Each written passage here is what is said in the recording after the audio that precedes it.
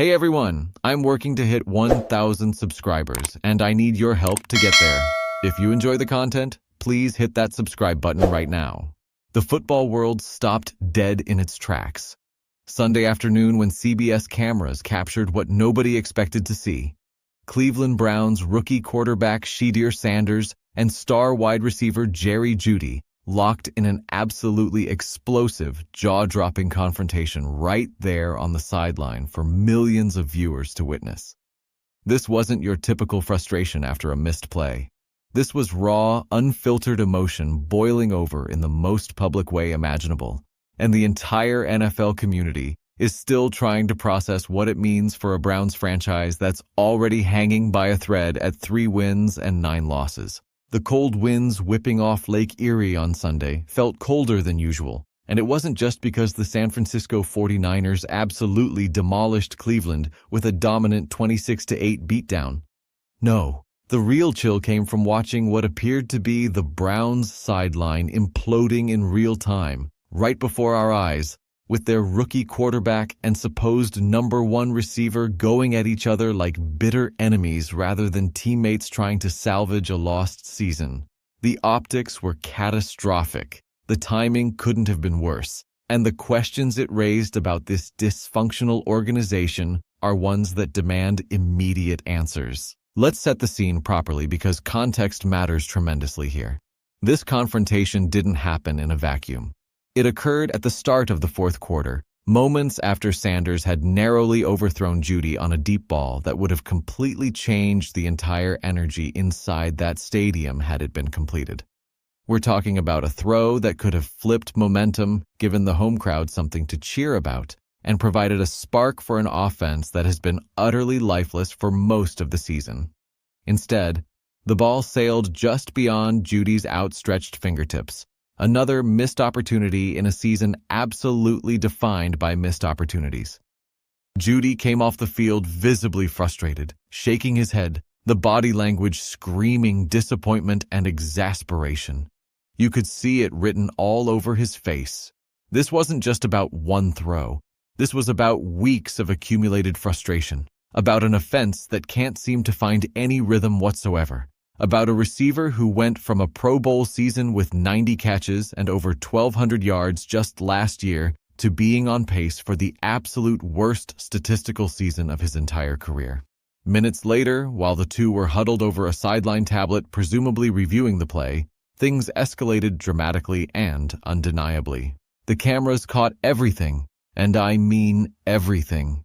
Jeudy clapped his hands sharply and repeatedly, emphasizing whatever point he was trying to make with aggressive body language that left zero doubt about his emotional state. Sanders fired back immediately, rising to his feet as the two exchanged what were clearly tense words, their faces inches apart, the intensity radiating off both of them. At one point, veteran center Ethan Pocic even felt compelled to step in, subtly positioning himself between the two players as if preparing to physically separate them if necessary. Then the camera mercifully cut away, but the damage was already done. Those few seconds of footage were destined to dominate sports media for days, spawning endless debates and hot takes about what it all meant. Those precious few seconds became an instant full-blown narrative that took on a life of its own. Was Cleveland's locker room fracturing beyond repair? Was Jeudy already turning on his rookie quarterback after just 2 starts? Was Sanders losing the confidence of his best weapon before their partnership even had a chance to develop? The questions came fast and furious from every direction, and the speculation ranged from measured analysis to absolute dumpster fire, takes that painted this as the beginning of the end for the Browns season and possibly Sanders' career in Cleveland. But here's where things get interesting and where we need to pump the brakes on the hysteria for just a moment. By Wednesday, when both players faced the media in separate sessions, they presented a united front that caught a lot of people off guard. Not only was this not some deep-seated feud threatening to tear the team apart, but according to both Sanders and Jeudy, It was exactly the kind of competitive blow-up that happens inside literally every locker room in the National Football League when you have passionate players who desperately want to win and are frustrated by losing. When Sanders addressed reporters midweek, he didn't show even a trace of defensiveness, anger, or irritation about the incident. Instead, he offered calm, measured, almost surgical clarity about what happened and why. He said flatly that they had resolved it, that they weren't going to continue speaking on it publicly, and that people needed to understand the real obstacle they're facing isn't drama or ego or personality conflicts. The real obstacle is time, or more accurately, the complete lack of it. Sanders explained that the hardest thing in football right now, especially for him in this impossible situation, is building trust. He talked about how trust with receivers requires understanding certain movements, certain ways of making eye contact, certain details that are so intricate and specific that they can only be developed through countless repetitions together. He explained that this detailed connection is how he plays comfortably, how he gets in his bag, as players say, how he's able to perform at his highest level. But this year has been anything but traditional for him or for this offense. The critical point that people need to understand is that Shedeur Sanders did not take a single rep with the first-team offense until he was named the starter in Week 12. Not one rep. Meanwhile, Jeudy had spent the entire season working with Joe Flacco, Kenny Pickett, and Dylan Gabriel. 3 completely different quarterbacks with 3 wildly different play styles, rhythms, timing, and tendencies. Sanders was essentially a brand new operating system that got installed mid-season into an offense still running outdated, incompatible software. There's been no training camp together, no preseason games, no early season reps to build chemistry and timing. They're trying to develop trust and connection on the fly in actual NFL games against elite defenses, and that's virtually impossible. Trust takes time. Timing takes roots run together over and over until they become second nature. Understanding takes film study and practice reps and conversations about leverage and releases and how much air to put under the ball. The Browns simply haven't had any of that developmental time, and it showed on that overthrown deep ball that sparked the whole confrontation. But here's what impressed me about Sanders' response. He wasn't discouraged at all. If anything, he sounded energized by the challenge. He said he knows they're going to overcome it, that you just have to go out there and take risks, and that it is what it is. That's the mindset of a competitor, not someone who's rattled or worried about conflict. If Sanders brought measured composure to his media session, Jeudy brought raw candor and unfiltered honesty. He confirmed that, yes, they had spoken about the incident, and yes, they were good. He acknowledged that football is an emotional sport, and that stuff like this happens all the time. But Jeudy didn't just dodge responsibility or deflect blame. He actually admitted that if he could redo the moment, he would have handled it differently. He said he probably should have talked to Sanders off camera rather than having that conversation play out in front of millions of viewers. He stated clearly that he's always going to speak his mind and say what he sees out there on the field, but he recognized that the optics of how he did it weren't ideal. Then, Jeudy did something really interesting. He turned his attention outward toward the media, toward fans on social media, toward all the narratives and hot takes swirling around the incident. He said people were going to make it bigger than what it actually was, because that's what media does. It feeds off negativity. He emphasized that he lives in real life, not in social media fantasy land, and that whatever happens inside their locker room is what's real. Everything else is just noise. He finished by stating definitively that he and Shedeur are good. They're great, actually, and people needed to move on from it. It was honestly one of Jeudy's most unfiltered, authentic moments in years, and it revealed something important about where his head is at right now. This season has been absolutely brutal for Jeudy on every conceivable level. Just 1 calendar year removed from a Pro Bowl campaign where he caught 90 passes for 1,229 yards and looked like one of the most dynamic receivers in the entire conference, He's now on pace for the fewest receptions of his entire professional career. He has exactly 1 touchdown through 12 games. He leads the Browns in dropped passes, which is obviously not a statistic any receiver wants to lead. He's heard the boos raining down from the Cleveland faithful. He's seen the brutal tweets and comments on social media questioning whether he's washed up or mentally checked out. He knows everyone's expectations and how far short he's falling of them. And yet, rather than blame his rookie quarterback who's barely had any time to prepare or develop chemistry with him, Jeudy defended Sanders. That alone speaks absolute volumes about his character and about what's really happening inside that locker room. If Jeudy truly believed Sanders was the problem, if he genuinely thought the rookie couldn't cut it at this level, he would have every incentive and opportunity to throw him under the bus publicly and protect his own reputation. Instead, he took accountability for his role in the confrontation and emphasized that they're working through it together. That's not what a divided locker room looks like.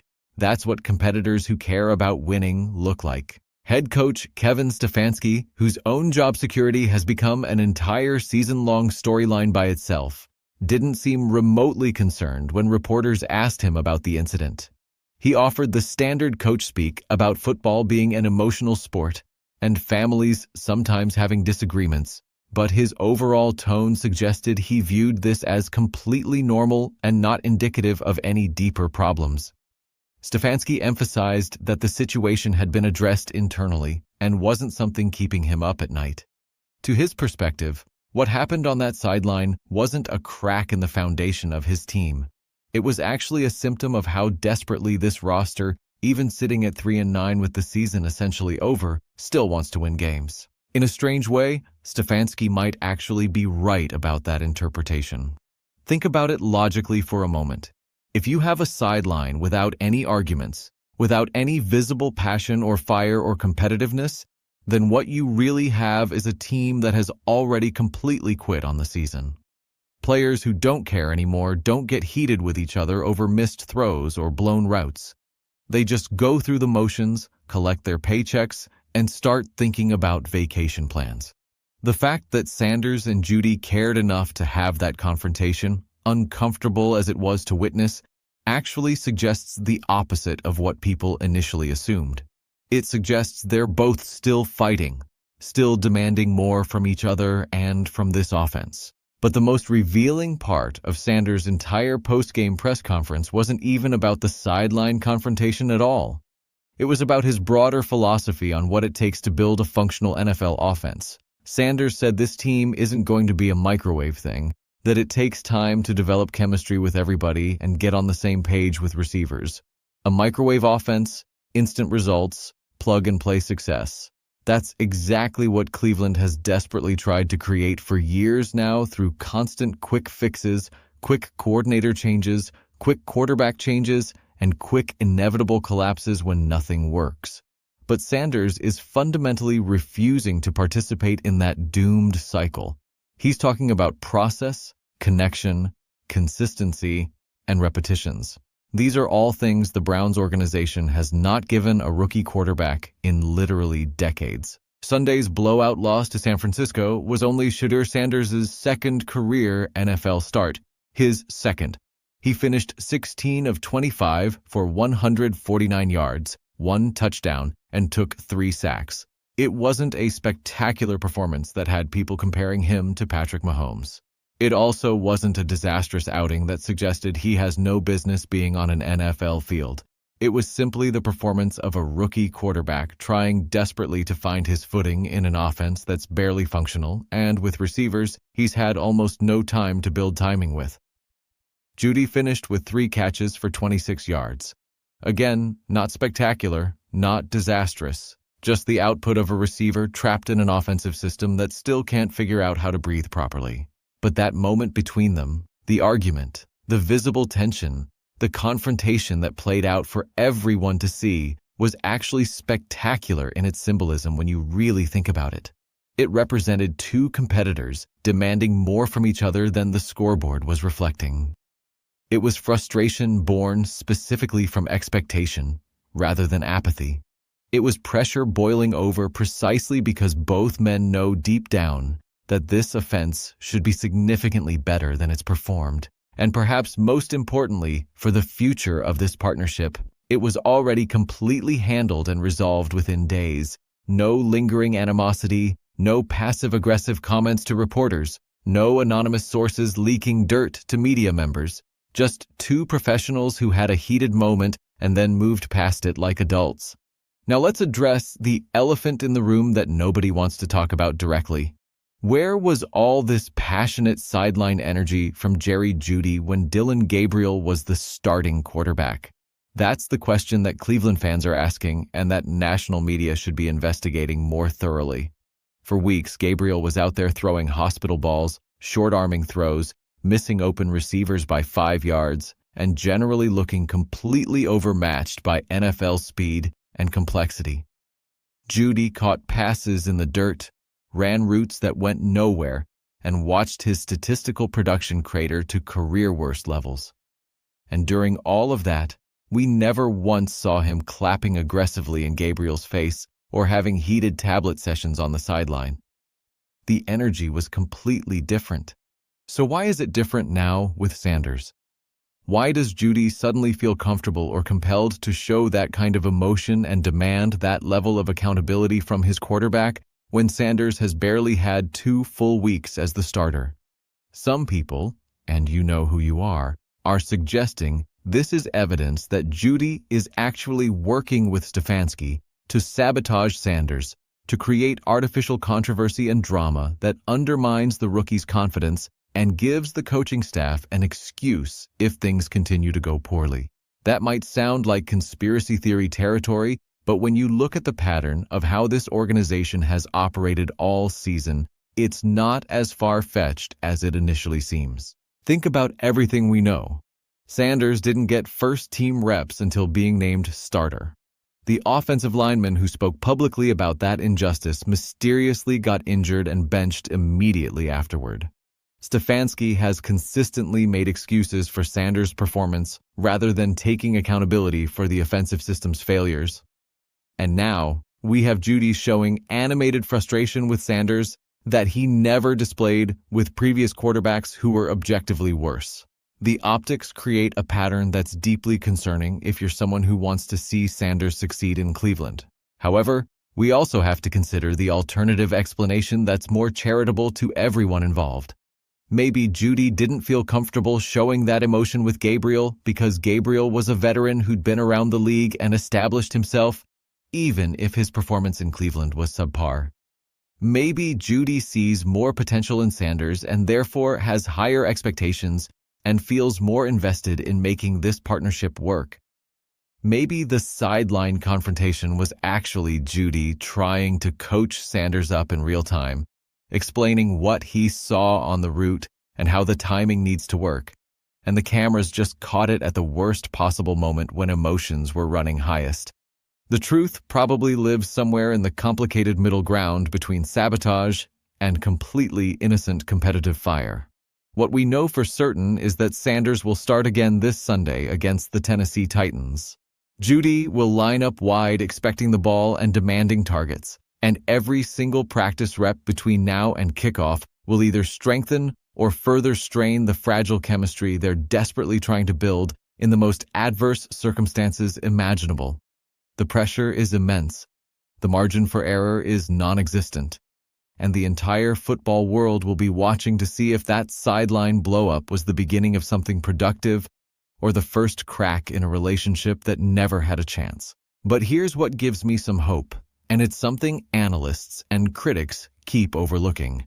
For the first time in weeks, possibly the entire season, the Browns' offense is finally showing something it has completely lacked all year long: real emotion, genuine accountability. The raw beginnings of a relationship between quarterback and receiver that might actually have the potential to grow into something functional and maybe even special.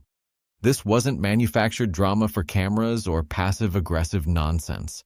This was two professionals who care deeply about winning, getting frustrated with losing, and demanding more from each other in a very public moment. The Sanders-Jeudy confrontation wasn't the start of some bitter feud that's going to poison the locker room and derail whatever slim hopes this team has of finishing the season with any dignity. It was actually the messy, uncomfortable, very real start of a partnership that has potential if given proper time and support to develop. It was a raw moment. Absolutely. It was a messy moment that neither player would probably choose to have broadcast to millions, definitely. But it was also a passionate moment that revealed both players still care intensely about their performance and their team's success. If Shedeur Sanders is going to develop into the franchise quarterback that Cleveland so desperately needs and hasn't had in decades, and if Jeudy is going to rediscover the dominant player he showed he could be just last season, then this fiery, uncomfortable, extremely public sideline confrontation might actually be remembered as the turning point. Because here's the reality that people need to understand about building trust and chemistry in professional football. It's not built on perfection. It's not built on everyone being nice and polite and never challenging each other. It's built through hard conversations, through missed throws followed by honest feedback, through frustration that gets channeled into determination and resolve. What we witnessed Sunday wasn't a team falling apart. It was a team that still cares enough to fight, to demand excellence from each other, to refuse to accept mediocrity even when the season is basically over and most players would have checked out mentally. That's actually encouraging when you step back from the initial shock of seeing it play out so publicly. The Browns have had plenty of teams in recent history that quit in November and sleepwalked through December. This team, for all its dysfunction and despite the miserable record, clearly hasn't quit yet. Sanders will continue developing, learning NFL defenses, building chemistry with his receivers, and figuring out how to operate within Stefanski's offensive system. Jeudy will continue running routes, demanding the ball, and working to rebuild his reputation as one of the league's most dangerous receiving threats. Their partnership will either blossom into something productive that gives Browns fans actual reason for hope heading into next season, or it will remain fractured and dysfunctional like so many other relationships in this cursed organization's recent history. But at least now, after Sunday's confrontation and the subsequent mature handling of it by both players, we know they're both fully invested in trying to make it work. The NFL is a pressure cooker where emotions run incredibly high and the stakes feel enormous every single Sunday. Sideline confrontations happen constantly across the league. Most of them never get captured on camera or become major storylines because the networks cut away or the moment happens during a commercial break. Sanders and Jeudy had the misfortune of having their heated moment broadcast in high definition to millions of viewers at a time when their team desperately needed positive stories rather than more drama and controversy. But they handled the aftermath about as well as anyone could reasonably expect. They addressed it honestly, took accountability where appropriate, and moved forward together rather than letting it fester into something toxic. So what's the final verdict on this explosive confrontation that had the NFL world buzzing for days? It was real emotion from real competitors in a real moment of frustration. It wasn't pretty. It definitely wasn't what the Browns organization wanted splashed across every sports website and television screen. But it also wasn't the catastrophic locker room implosion that initial reaction suggested. It was simply two players who care about winning, expressing their frustration with losing in a way that happened to get caught on camera at the worst possible time. The Browns' offense has been absolutely anemic all season long, ranking near the bottom of the league in virtually every meaningful statistical category. They can't run the ball consistently. They can't protect the quarterback. They can't create explosive plays downfield. They can't sustain drives or score points in the red zone. The problems are systematic and go far beyond any single player or relationship. But within that broader context of offensive futility, the Sanders-Jeudy partnership represents one of the few potential bright spots looking forward. If they can develop trust and timing and chemistry over the final weeks of this lost season, maybe there's actually something to build on for next year. Cleveland fans have endured decades of disappointment, false hope, and organizational incompetence. They've watched countless quarterback prospects come through town and fail, not because they lacked talent necessarily, but because the organization failed to support and develop them properly. They've suffered through coaching carousels, front office dysfunction, and ownership chaos. Through all of it, they've remained loyal, passionate, and desperately hopeful that eventually things will turn around. They deserve better than watching their rookie quarterback and star receiver fighting on the sideline while losing by multiple touchdowns to division opponents.